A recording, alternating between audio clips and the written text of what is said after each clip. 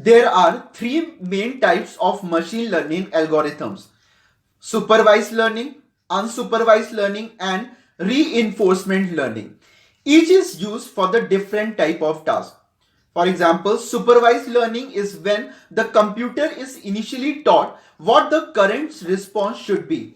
For example, the computer is shown a set of pictures and then asked to identify which of the pictures are of kittens. The computer is told which pictures are kittens and which are not, and it can learn from the differences between the two. Unsupervised learning is when the computer is given an unlabeled set of data and asked to find the patterns. For example, the computer is shown a bunch of text and asked to identify which words are related to terrorism.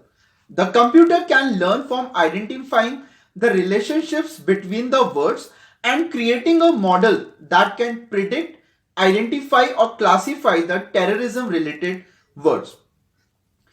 Reinforcement learning is when the computer is initially presented with an environment, for example, a room, and then is given a positive or the negative feedback for taking the actions in that environment.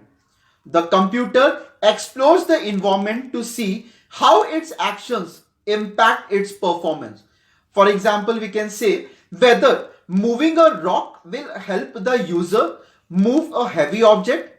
The action that computer takes and the feedback it receives are both stored in its memory as a parameters that can be used to recreate the environment at a later time.